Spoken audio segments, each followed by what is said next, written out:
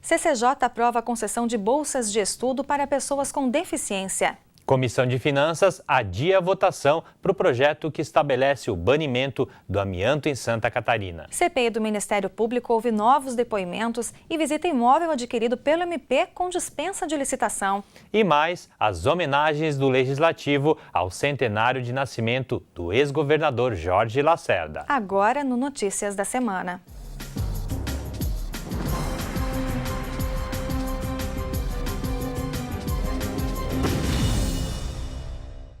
Deputados da Comissão de Constituição e Justiça aprovaram esta semana o projeto que concede bolsa de estudo a pessoas com deficiência. O repórter Felipe de Moura acompanhou a discussão. O projeto de lei complementar foi aprovado em reunião ordinária da Comissão de Constituição e Justiça e altera a legislação que regulamenta o artigo 170 da Constituição Estadual, que institui o programa de bolsa de estudo e bolsa de pesquisa do governo do Estado. O programa de inclusão social é voltado para a educação superior e, com a alteração aprovada na comissão, vai permitir que os alunos com deficiência sejam beneficiados, mesmo quando já possuírem curso superior. A medida é uma forma de proporcionar a estas pessoas uma melhor capacitação profissional para a entrada no mercado de trabalho, tendo em vista as dificuldades já impostas a elas pela própria deficiência. Acho que a matéria é relevante, por isso mereceu a aprovação aqui na Comissão de Justiça. Esperamos que também nas comissões de mérito ela tramite com deliberação favorável para que o plenário depois possa aprovar definitivamente essa proposta que, repito, tem como objetivo dar oportunidade à pessoa com deficiência de se qualificar, de se aperfeiçoar através dos estudos também custeados pelo poder público. Outro projeto de lei aprovado pela CCJ garante condição especial de atendimento para as pessoas idosas pela política habitacional do Estado. O projeto fixa um percentual mínimo de 5% das unidades habitacionais do programa Nova Casa para a pessoa idosa. A matéria segue tramitando no parlamento, mas, para virar lei, precisa ser votada e aprovada pelo plenário. Também na semana que passou, deputados aprovaram o projeto de lei que estabelece mecanismo para coibir o trabalho comparável ao escravo em Santa Catarina. A discussão aconteceu no âmbito da Comissão de Direitos Humanos. A reunião foi realizada na sala de imprensa da Assembleia Legislativa. Entre os projetos aprovados pelos membros da Comissão de Direitos Humanos estava um de autoria do ex-deputado Dado Xerém. A proposta veda a formalização de contratos públicos entre órgãos e entidades que compõem a administração estadual com empresas que utilizem trabalho semelhante ao de escravo na produção de bens e serviços. O relator da matéria na comissão foi o deputado José Milton Schaeffer. Tem como objetivo alinhar as políticas de contratualização do poder público estadual também com o que prega já o Ministério do Trabalho e Emprego e o governo federal, no sentido de coibir a contratualização do poder público com empresas que foram acusadas ou processadas por trabalho escravo em Santa Catarina.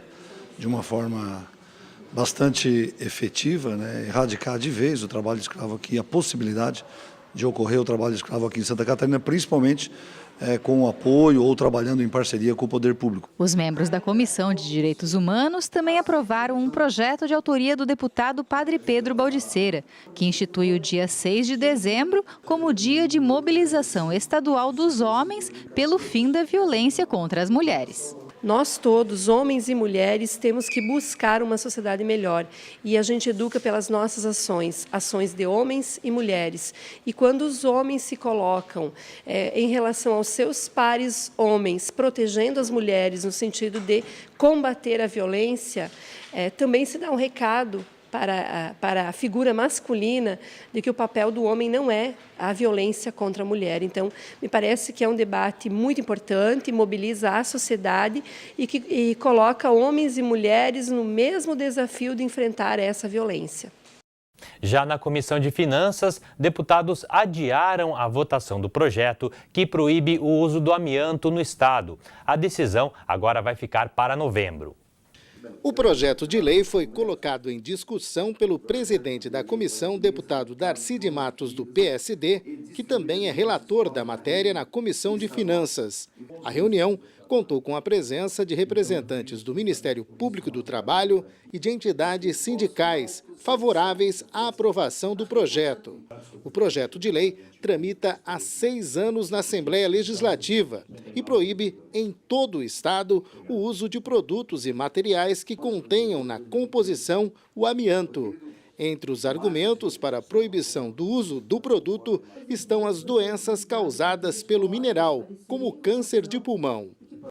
Atualmente, 6 estados do país já proíbem o uso do amianto, material utilizado principalmente na fabricação de telhas. A questão também está sendo discutida no Supremo Tribunal Federal, que julga desde 2010 uma ação direta de inconstitucionalidade.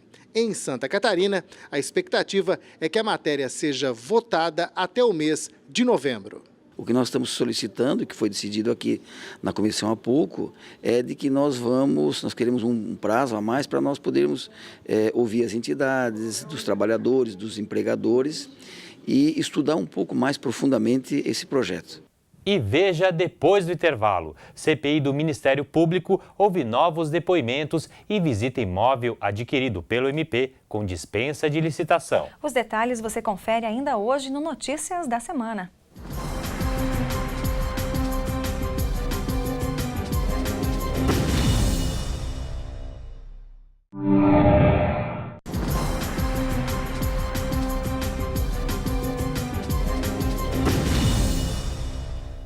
Parlamentares repercutiram em plenário a decisão da Câmara Federal de derrubar o decreto presidencial que criava a Política Nacional de Participação Social. A matéria estabelecia a consulta a conselhos populares por órgãos do governo antes da adoção de políticas públicas. Os deputados Dirceu Dresch e Luciane Carminati, do PT, lamentaram durante a sessão ordinária desta quinta-feira a aprovação de um projeto de lei federal que derrubou o decreto da presidente Dilma, que tratava da criação da Política Nacional de Participação Social.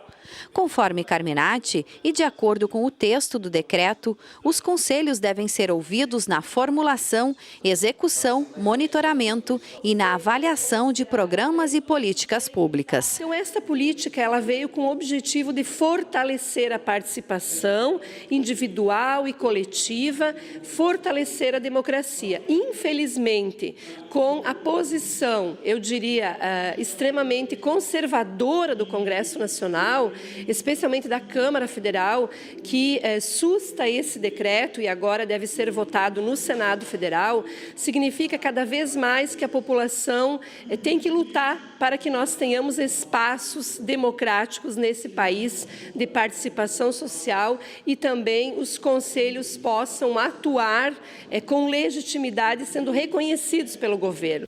Já no âmbito da CPI do Ministério Público, deputados ouviram novos depoimentos, entre eles o do proprietário da construtora que fez a negociação. Os parlamentares também visitaram em loco o imóvel adquirido pelo MP com dispensa de licitação.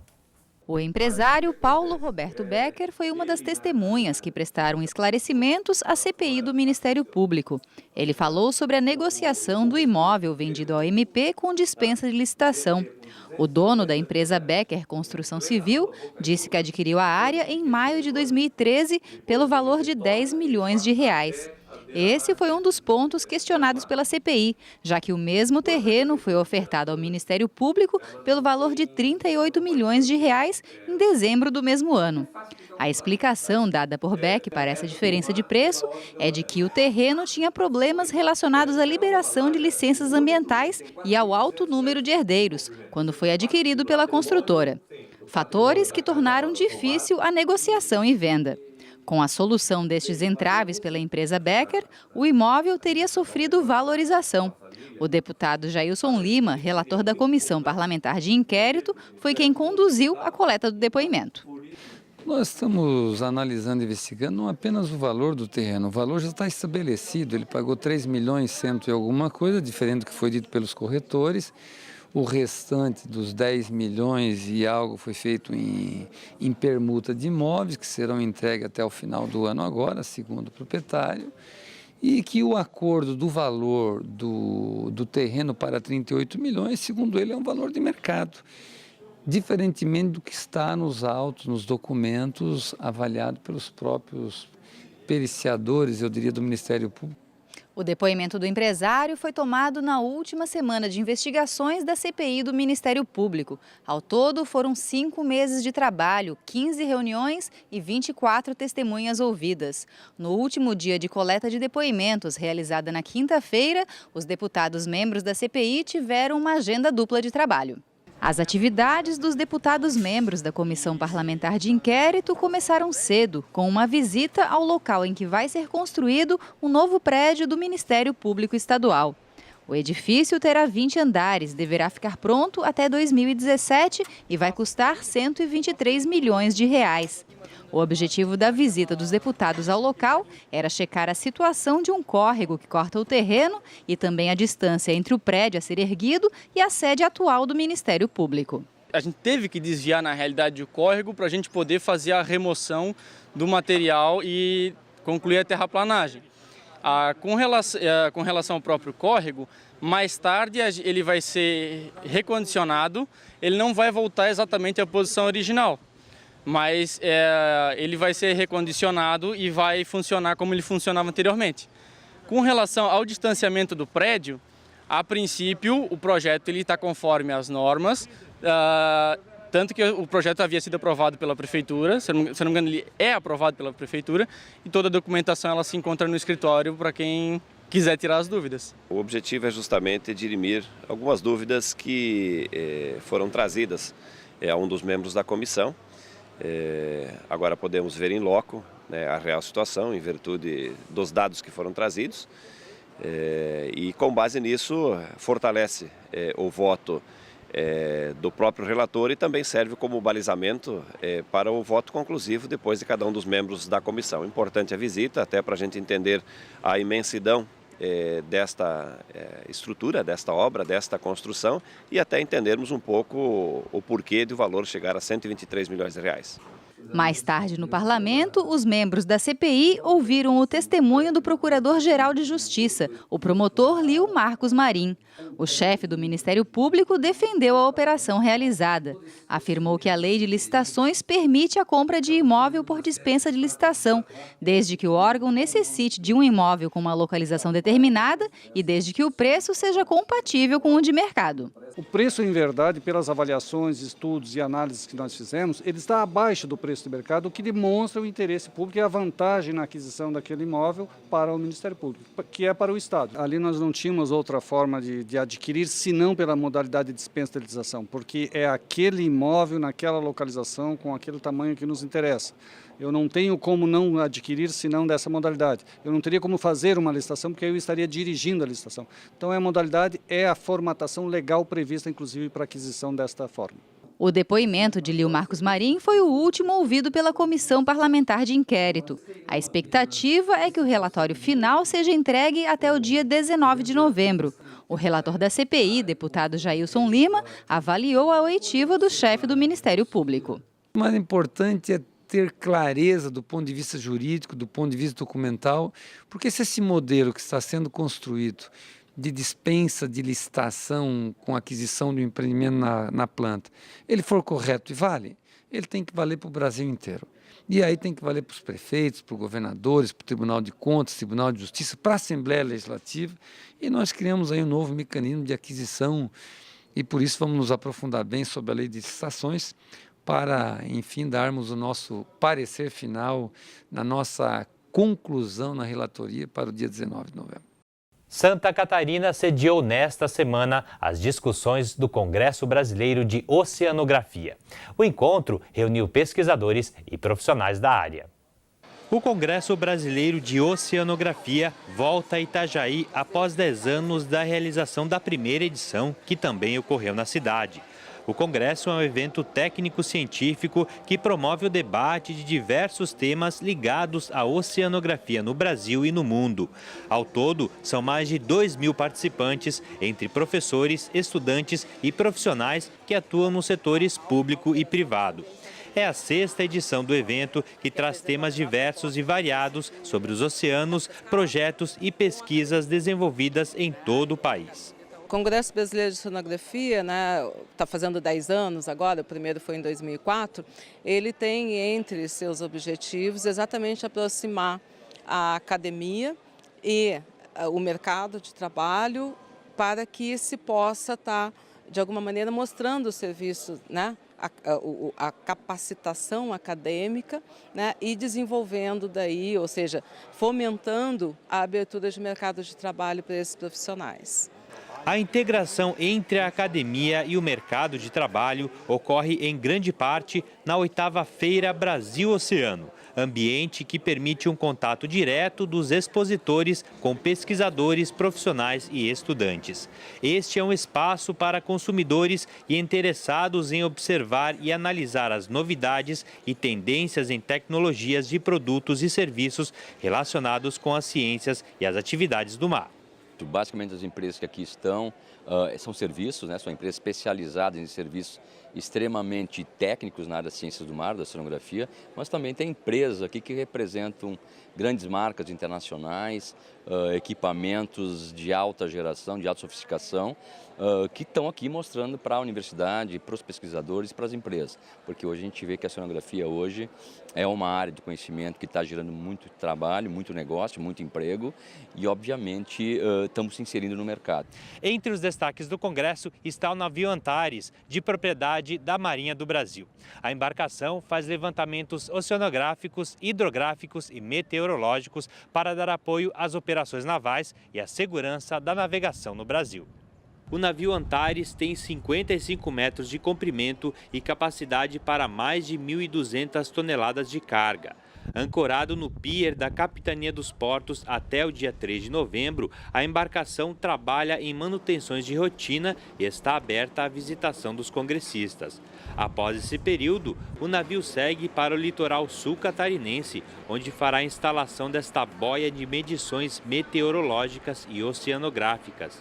O equipamento fará parte de uma rede espalhada pelo litoral brasileiro para coletar dados. É uma boia que tem uma série de sensores nela, ela vai ficar posicionada, fundeada no mesmo local e esses dados vão sendo coletados por ela e transmitidos satélite online para o Rio de Janeiro, onde lá tem o Centro de Hidrografia da Marinha que vai tratar esses dados e esses dados são disponibilizados para a comunidade científica através do site do Centro de Hidrografia. E você vai ver ainda hoje as homenagens do Legislativo ao centenário de nascimento do ex-governador Jorge Lacerda. O Notícias volta já.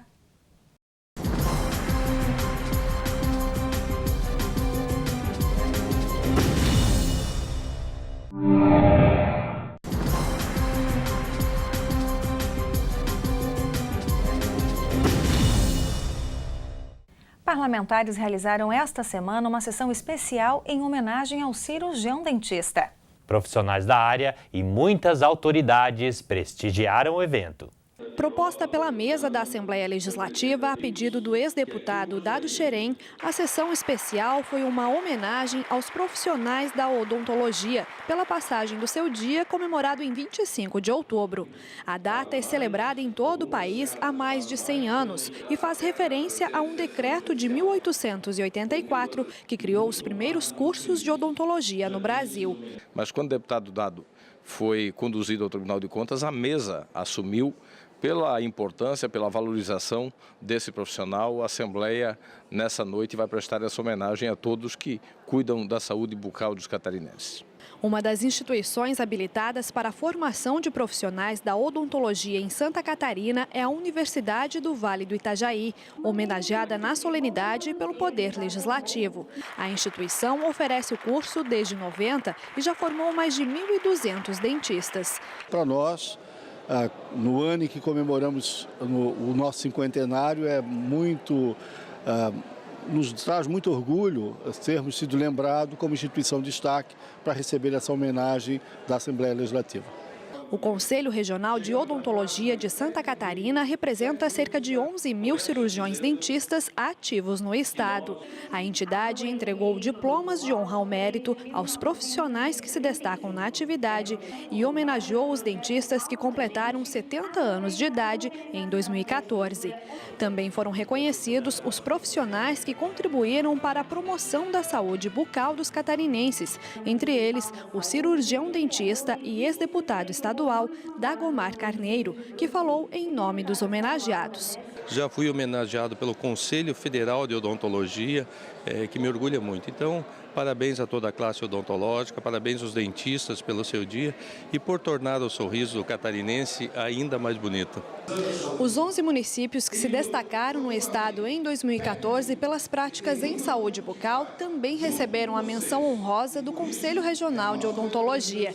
A instituição comemora o êxito de Santa Catarina no programa do governo federal Brasil Sorridente, que prevê ações de prevenção à saúde bucal e a ampliação do acesso da população ao tratamento odontológico gratuito. Esse ano, nacionalmente, nós tiramos terceiro lugar até 50 mil Porto União, tiramos das cidades até 300 mil Chapecó em segundo lugar nacionalmente e Florianópolis também acima de 500 mil, segundo lugar nacional. Isso, num contingente de 5 mil e poucos municípios, nós nos classificarmos, e é o terceiro ano que isso acontece, é um motivo de orgulho para nós catarinenses. Significa que alguém pensou lá atrás, alguém realmente está trabalhando pela população. A semana também foi de homenagens ao movimento que ficou conhecido como Coluna Prestes. São 90 anos de história. Lideranças populares, professores e estudantes universitários participaram da sessão especial, presidida pelo deputado sargento Amaury Soares, que tomou a iniciativa de fazer esta homenagem para a maior marcha militar da história mundial. A Coluna Prestes fez parte do movimento tenentista e é considerada um dos momentos decisivos da história política brasileira no início do século XX. Há 90 anos, no dia 28 de outubro de 1924, vários quartéis do Rio Grande do Sul se insurgiram em solidariedade aos revoltosos paulistas que lutavam contra a República Velha. Na época, o capitão Luiz Carlos Prestes comandava o Batalhão Ferroviário de Santo Ângelo e liderou a cruzada, que percorreu 25 mil quilômetros pelo interior do país, atravessou 13 estados brasileiros, pregando reformas políticas e sociais. A Coluna Prestes não obteve vitória, mas permaneceu invicta até o final do movimento. Conseguiu enfraquecer a República Oligárquica. Nas décadas seguintes, Prestes trilhou o caminho da Revolução Socialista, se filiou ao Partido Comunista e se elegeu senador da República em 1946. O professor Geraldo Barbosa, integrante da direção nacional do Polo Comunista Luiz Carlos Prestes, participou da cerimônia e falou sobre o movimento socialista no Brasil. O movimento socialista no Brasil, ele está se reorganizando, né, junto com o movimento proletário popular, com os trabalhadores, do povo oprimido, explorado. Né?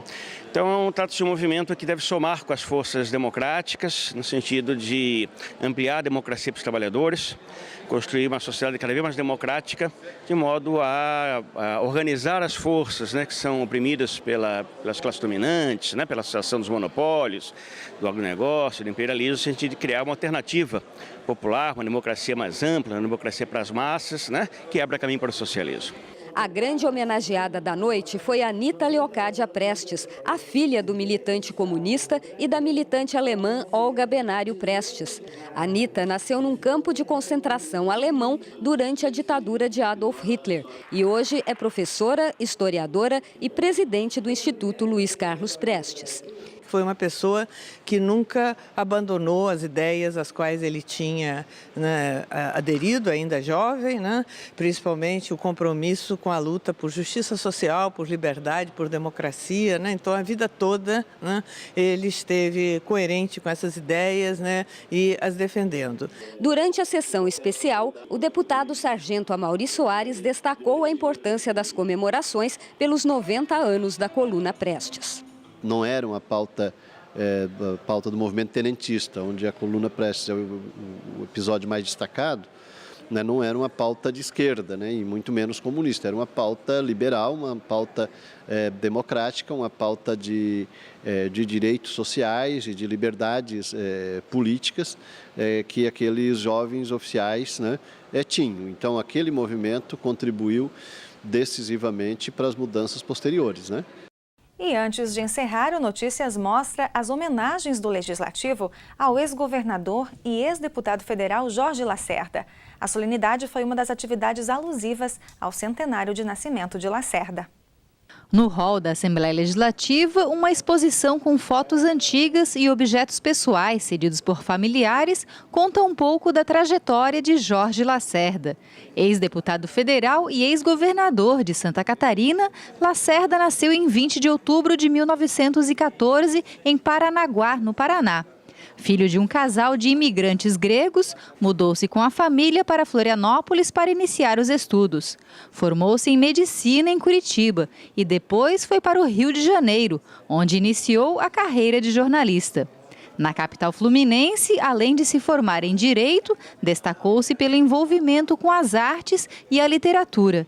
A partir dos anos 50, acabou se envolvendo com política e entrou definitivamente para a história de Santa Catarina e do Brasil.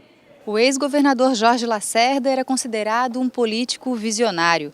Construiu rodovias e dezenas de escolas pelo estado. Lançou as bases para a construção da Universidade Federal de Santa Catarina. Foi um dos criadores do Plano do Carvão Nacional e buscou a independência energética do estado. Era um político em ascensão quando morreu em um desastre aéreo em 1958, no mesmo acidente em que também morreu o ex-presidente da República, Nereu Ramos. Na época, Lacerda tinha apenas 43 anos de idade.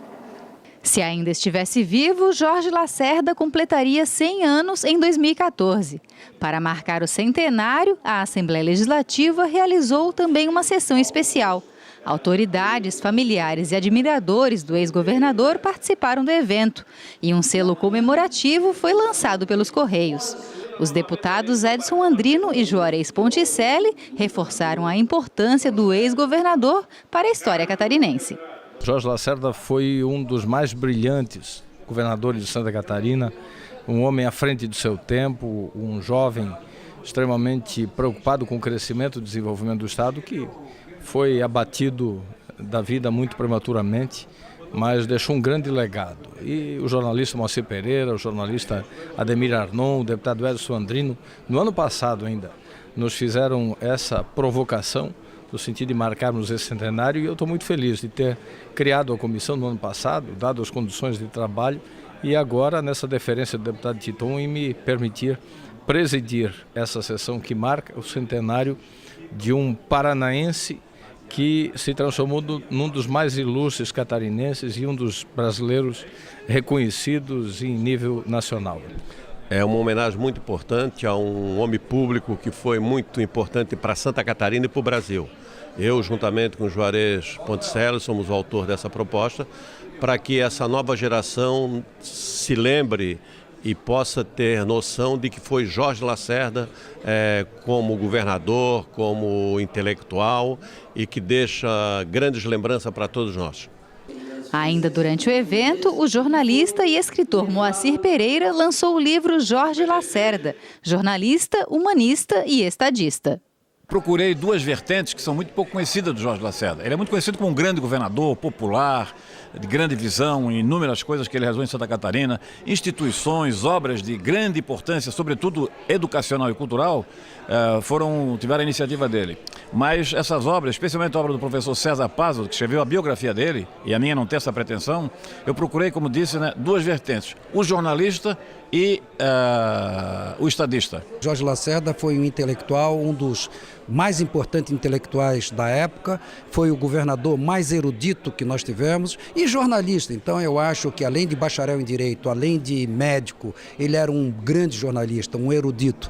Neto do ex-governador, Roberto Lacerda Vestrup exibiu o documentário Centenário de Jorge Lacerda. Há 10 anos, ele vem reunindo material, fazendo um resgate sobre o legado deixado pelo avô. Espíritos e dragas nasceis! Ele aplicou toda a inteligência, né, a intelectualidade dele para o povo mesmo, para as ações práticas, concluir as obras assim, que ele queria fazer, e pelo pouco espaço de tempo que ele pôde ficar no governo, eu acho que ele deixou um legado, né, deixou em memória assim, coisas que Santa Catarina precisava. As homenagens ao centenário de Jorge Lacerda contaram com a participação de vários familiares do ex-governador. A filha Cristina emocionou-se ao falar sobre o pai. Quando ele faleceu, eu tinha 3 anos. Então, eu sei muito das histórias que a minha mãe sempre contou, da família. E ele sempre esteve muito presente na nossa vida, mesmo tendo faltado, mas de uma forma direta ou indireta, todos os dias nós falávamos nele e continuamos falando. Bateu fundo hoje, todos nós estamos muito emocionados.